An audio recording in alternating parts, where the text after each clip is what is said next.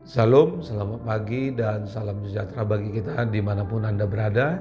Tidak lupa kami mengucapkan selamat ulang tahun bagi Anda yang merayakan ulang tahun kelahiran dan juga ulang tahun pernikahan di tengah-tengah rumah Anda. Kiranya Tuhan memberkati hidupmu dan rumah tanggamu. Kami juga selalu berdoa kepada Bapa di surga bagi saudara-saudari yang masih terbaring lemah di tempat tidur baik di rumah sakit maupun di rumah Anda. Kiranya Tuhan memberkatimu dengan memberikan kesembuhan sehingga boleh kembali beraktivitas sebagaimana biasanya. Sebelum kita memulai segala sesuatu aktivitas dalam satu hari ini, mari kita terlebih dahulu mendengarkan firman Tuhan yang diambil dari kitab Kisah Para Rasul pasal 9 ayat 17 begini dikatakan. Lalu pergilah Ananias ke situ dan masuk ke rumah itu. Ia menumpangkan tangannya ke atas Saulus. Katanya, "Saulus saudaraku, Tuhan Yesus yang telah menampakkan diri kepadamu di jalan yang engkau lalui, telah menyuruh aku kepadamu, supaya engkau dapat melihat lagi dan penuh dengan Roh Kudus." Demikian firman Tuhan.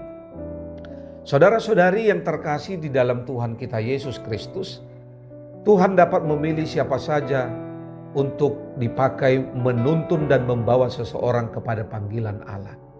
Dalam kata lain, menjadi pembuka jalan baginya menuju hidup yang lebih baik lagi.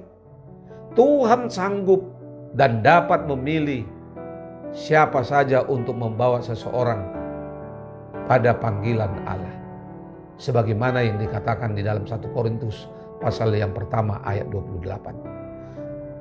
Sebagai contoh, Ananias dipilih Allah untuk membawa Paulus yang sebelumnya bernama Saulus supaya semakin teguh dalam panggilan Tuhan atas hidupnya.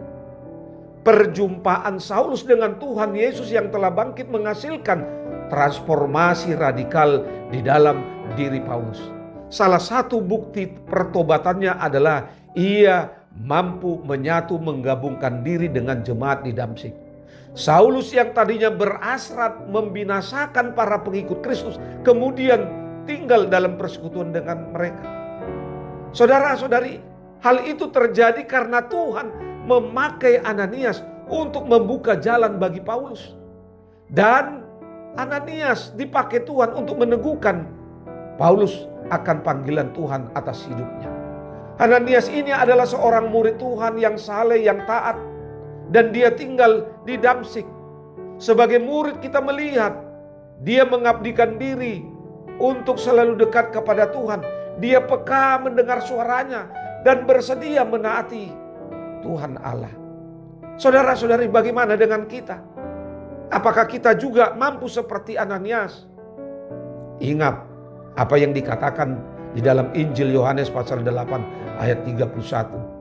Maka katanya kepada orang-orang Yahudi yang percaya kepadanya, "Jikalau kamu tetap dalam firman-Ku, kamu benar-benar adalah murid-murid-Ku." Saudara-saudari, ada berkat dan ketaatan dalam penugasan Tuhan Allah. Kebutaan Saulus akhirnya berhenti. Hal itu juga sebagai penanda berakhirnya kebutaan hati yang keras dan dicelikannya mata yang baru menjadi mata rohani. Itu semua terjadi oleh karena peran daripada Ananias. Saudara-saudari, mari kita belajar dari Ananias. Meskipun ia hanya menerima suatu peran yang kecil, katakanlah yang senyap dan tidak membuatnya menjadi tokoh yang terkenal, tetapi melalui dia, dunia melihat dan menyaksikan tokoh yang diantarkannya menjadi hamba yang terbesar, yaitu Rasul Paulus. Seperti halnya Ananias, kita juga harus mau menjadi bejana yang layak dan siap digunakan oleh Tuhan Allah. Sekalipun mungkin hal itu berbahaya dan tidak masuk akal bagi kita, tapi percayalah bahwa peran yang kecil di mata manusia, di mata dunia sangat berarti bagi Tuhan.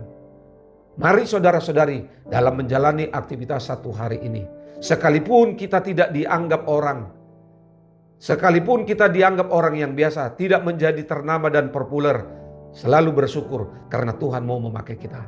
Selamat beraktivitas. Tuhan Yesus memberkatimu. Salam.